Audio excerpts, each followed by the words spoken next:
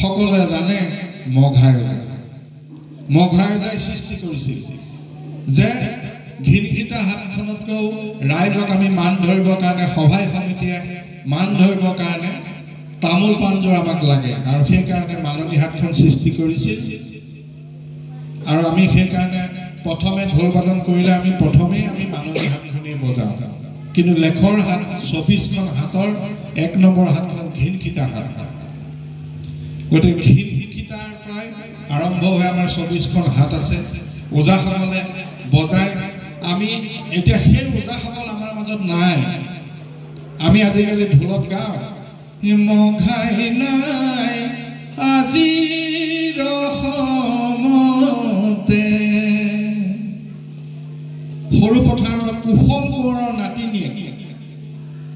কুশল কোঁৱৰক আপোনালোকে জানে নিশ্চয় স্বাধীনতাৰ আগভাগ লোৱা ফাঁচি দিছিলে কুশল কোঁৱৰক মণিৰাম দেৱান সেই কুশল কোঁৱৰৰ নাতিনীয়েক আছিলে মেথুন ওজা এই মেথুন নাই আজিৰ অসমতে যোৰহাটৰ পকামুৰাৰ ৰং ওজা এই ৰঙৰে ৰগৰ নাইকিয়া ও মোৰ আজিৰ সমাজতে ও মোৰ আজিৰ সমাজতে এই মঘাই নাই আজিৰ অসমতে মেথুন নাই আজিৰ অসমতে ৰঙৰে ৰগৰ নাইকিয়া ও মোৰ আজিৰ সমাজতে গলিয়া ডাৱৰে মেঘঢোল বজালে নিয়ৰৰ মুকুতা সৰে নিয়ৰৰ মুকুতা সৰে বহু দূৰ দূৰণিকাৰে নবীননি বেদনাত চকুলো সৰে বেদনাত চকুলো সৰে আমাৰ তুলসী ওজা শিষ্য আমাৰ ভূপেন গগৈ বহি আছে আমি একেলগে বহু অনুষ্ঠান কৰিছোঁ আমাৰ এতিয়া বৰ্তমান আমাৰ ভিতৰত মই জয় জয়তে তুলসী ওজাৰ অৰ্ধাঙ্গিনী বাইদেউক মই সেৱা জনাইছোঁ মই তেখেতৰ আদ্য শ্ৰাদ্ধত মই অহাৰ সৌভাগ্য ঘটিছিল সাংস্কৃতিক পৰিক্ৰমা বিভাগৰ মন্ত্ৰী বিমল বৰা ডাঙৰীয়া আহিছিল মই তাত লগ পাইছোঁ তেখেতৰ পুত্ৰক লগ পাইছোঁ আমাৰ এতিয়া বৰ্তমান জ্যেষ্ঠসকলৰ ভিতৰত বহি আছে আমাৰ অসম ঢুলীয়া শিল্পী সন্মিলনৰ উপসভাপতি তথা গোলাঘাট জিলা ঢুলীয়া সন্মিলনৰ সভাপতি গোবিন্দ হাজৰিকা ডাঙৰীয়া মই তেখেতক শ্ৰদ্ধা জনাইছোঁ আৰু আমাৰ অনুষ্ঠানবিলাকত এতিয়া গুৰি ধৰিবলৈ তেখেতে আছে আমাৰ কেইবাজনো জ্যেষ্ঠ বিজ্ঞ লোক আমাৰ মাজৰ পৰা হেৰাই গৈছে আমাৰ যোৰহাট জিলা ঢুলীয়া সন্মিলনৰ সভাপতি চন্দ্ৰ চুতীয়া তেখেত এজন শিক্ষক এম ই স্কুলৰ প্ৰধান শিক্ষক কিন্তু এই ঢোলটো ভাল পায় কাৰণে আমাৰ লগতে ঘূৰি ফুৰে গতিকে মই সকলোকে শ্ৰদ্ধা জনালোঁ আমাৰ উঠি অহা কণ কণ মইনাসকলক কথা কেইটামান কওঁ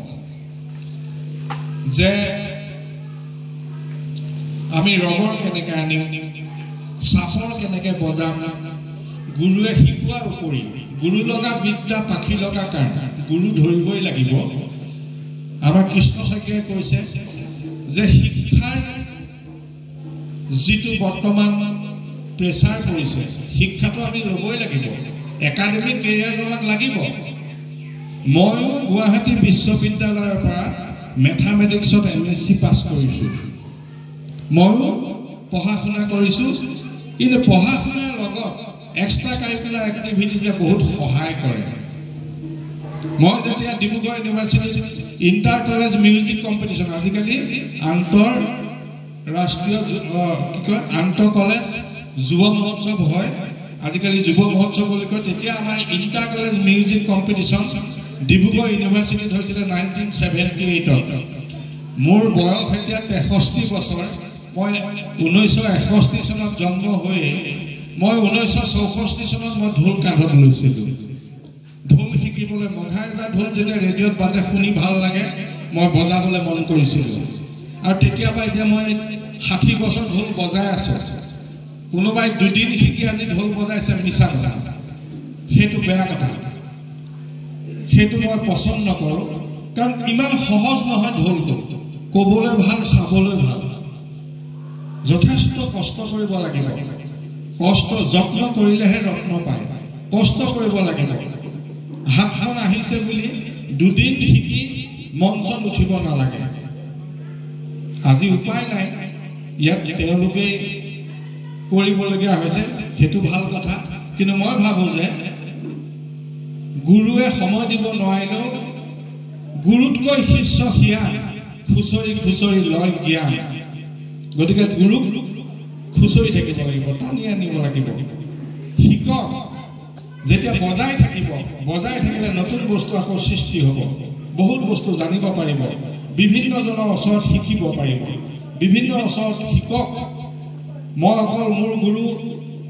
আনন্দমোহন ভাগৱতী ছাৰৰ ওচৰত মঘাইজা কিছুমান বস্তু আছিলে মই মঘাইজাক এদিনেই লগ পাইছিলোঁ 1973 চনত আমাৰ বোকাখাটৰ বৰচাপৰি চাহ বাগিচাত বিহু সন্মিলনত ঢোল বজাবলৈ গৈছিলে সেই প্ৰথম পাইছিলোঁ তাৰপিছত নাপালোঁ গতিকে মঘাইজা বস্তুখিনি মই ভাগৱতী ছাৰৰ পৰা লৈছোঁ মোৰ গুৰু ধীৰেন ৰাজখোৱা মোৰ ঘৰৰ ওচৰত ধনেশ্বৰ শইকীয়া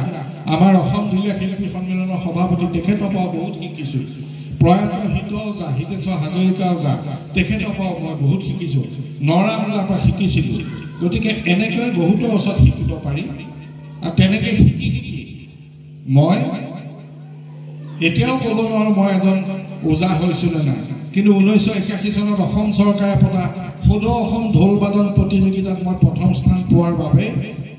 ওজা উপাধি পাইছিলোঁ আৰু সেইকাৰণে তেতিয়াৰ পৰাই মই সোমনাথ বৰা ওজা লিখোঁ 1983 চনত মহাৰাষ্ট্ৰ চৰকাৰে মাতিছিল মুম্বাইত বজাইছিলোঁ তেতিয়া মোক ঢোলৰ যাদুকৰ উপাধি দিছিল 1984 চনত 1985 চনত মই প্ৰথম বিদেশলৈ গৈছিলোঁ থাইলেণ্ডৰ বেংককত ঢোল বজাবলৈ গৈছিলোঁ তাৰ পিছৰ পৰা মই পিছলৈ ঘূৰি যাবলগীয়া হোৱা নাই মই যেতিয়া গুৱাহাটী বিশ্ববিদ্যালয়ত 1984 চনত নামভৰ্তি কৰিলোঁ মই গোলাঘাট ডিআৰ কলেজৰ পৰা BSc মই মেথামেটিক্সত অনাৰ্ছ লৈ পাছ কৰিছিলোঁ আৰু গুৱাহাটী বিশ্ববিদ্যালয়ত বৰ্তমানৰ কৃষি মন্ত্ৰী অতুল বৰাৰ ৰুমমেট আছিলোঁ মই অতুল দাই মোক লৈ গৈছিলে তেওঁ গুৱাহাটী বিশ্ববিদ্যালয়ত পঢ়ি আছিলে আৰু মই তাতে থাকি গুৱাহাটী বিশ্ববিদ্যালয় হৈ আন্তঃ বিশ্ববিদ্যালয় প্ৰতিযোগিতাত আমি স্বৰ্ণ পদক আনিছিলোঁ গুৱাহাটী ইউনিভাৰ্চিটিৰ পৰা আৰু তেতিয়া আমি ৰাছিয়ালৈ নিৰ্বাচিত হৈছিলোঁ গতিকে ঢোলটোৱে মোক কিমান সহায় কৰিছে মই সেইকাৰণে উঠি অহা নৱপ্ৰজন্মক কৈছোঁ যে পঢ়া শুনা লাগিবই লগতে কিবা এটা লাগিব কোনোবাই ভাল খেলিছে খেলক কোনোবাই কমফু কেৰাটে খেলিছে খেলক বৰ ভাল কথা কোনোবাই দৌৰিবলৈ শিকিছে শিকক কাৰণ সেইবিলাকে ৰাস্তা মুকলি কৰে আজি অলিম্পিকত গৈ অসমৰ কিমান সুন্দৰ নাম কৰি আহিছে গতিকে অসমৰ ক্ৰিকেট জগতত ৰিয়ান পৰাগে কেনেকৈ ভাৰতৰ দলৰ হৈ সুবিধা পাইছে তেওঁ পঢ়া শুনা কৰি আছিল তাৰ মাজতে সুবিধা পাইছে গতিকে ওজা ঢোলটো এনেকুৱা এটা বস্তু যে অসমীয়া সমাজখনে ওজাহাতৰ সময়ত বিয়াৰ সময়ত ওজাসকলক নিমন্ত্ৰণ কৰে কিন্তু দুৰ্ভাগ্যজনক কথা যে আজিকালি বিয়াবিলাকলৈ ওজাক নামাতে ডিজে মিউজিক বজাই খুব ফূৰ্তি কৰে নাচে আৰু বিহু মাৰিবলৈ ল'ৰা কেইজনমান মাতিব কিন্তু সেইটো নহয় এই ঢোলটোৱে ঢোলৰ শব্দত বোলে ন দৰা ন কইনাৰ প্ৰজনন শক্তি বাঢ়ে এইটো চাইন্স এইটো বিজ্ঞান ঢোলৰ শব্দত বিয়া ঘৰত কোনোবা ধুমকে পৰি যায় কোনোবাই কিবা কৰা বুলি কয় যাদু কায়দা কৰা বুলি কয় ঢোলৰ শব্দত কিন্তু সেইবিলাক নাশ হৈ যায় সেইকাৰণে ঢোল ৰভা ঘৰত বাজিলে সকলোৰে কাৰণে মংগল হয় এইখিনি ক'লোঁ আৰু বিশেষকৈ আমাৰ ঢুলীয়া সন্মিলন সৃষ্টি হ'ল মই 1979 চনত আমাৰ বোকাখাটৰ আন এজন নাম কৰা ওজা কোলাই ওজাৰ ৰগৰ মঘাই টোকৰ ৰঙৰ ৰং চং গগনৰ চাপৰ মেথন ওজাৰ মাত নৰা ওজাৰ ঘাট ৰঙৰ নেগেৰা হাত এই বুলি এটা প্ৰবাদ আছে আমাৰ সেইটো যুগ স্বৰ্ণ যুগ বুলি কৈছিলে কেইবাজনো বিজ্ঞ ওজাই সেই সময়ত ঢোল বজাইছিল তাৰ মোৰ সান্নিধ্য পাইছিলোঁ সেই কলাই যাৰ মৃত্যুত মই 1979 মই তেতিয়া PDG আমাৰ দিনত ডিব্ৰুগড় ইউনিভাৰ্চিটিত PDG ফাইনেল দিম মই সায়েন্সৰ আৰু সেই সময়তে চাও দেবেন্দ্ৰচন বৰবৰা অসম ঢুলীয়া শিল্পী সন্মিলনৰ প্ৰতিষ্ঠাপক প্ৰধান সম্পাদক গৈ আমাৰ ঘৰ ওলাইছিল আৰু মোক তাতে ঢোল বজাবলৈ ক'লে তেতিয়া হিতেশ্বৰ হাজৰিকা ওজাই ফাৰ্ষ্ট হৈছিলে মই সেকেন্ড পাইছিলোঁ মোৰ তাতে শান্তি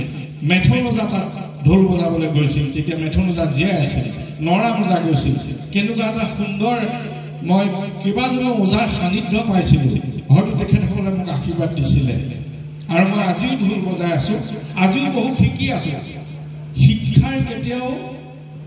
অন্ত নাই সৰু এজনৰ পৰা শিকিব পাৰি কোনোবাই যদি ভাল কিবা বস্তু এটা বজাইছে মই তেওঁক কওঁ যে আকৌ বজোৱাচোন বজোৱা ভাল লাগিছে মই আকৌ শিকো কাৰণ শিকিবলৈ লাজ কৰিলে নহ'ব গতিকে মই আমুগুজা পালি মই বেলেগৰ পৰা কেলে শিকিম সেইটোও নকৰিব যে ভাল বস্তু পালে বেলেগৰ পৰাও ল'ব তেতিয়া আপুনি আৰু আগবাঢ়ি যাব পাৰিব মই কণ মইনাসকলে বৰ সুন্দৰকৈ ইয়াত চলনা বাজনা কৰিলে কিন্তু অগা পিছা হৈছে আমি যেতিয়া মালিতা গাম দে হে পৰমানন্দে সীত গোবিন্দে জয় জয় ৰাম তাৰ পৰাহে চলনা আৰম্ভ কৰোঁ ইয়াত এতিয়া চলনা বজাই মাজতো গাইছে গতিকে সেইখিনি আমি ক্ৰমটো আমি জানিব লাগিব আমি যদি ক শ্ৰেণীলৈ নগৈ পেলাই LP স্কুললৈ নগৈ চিধাই যদি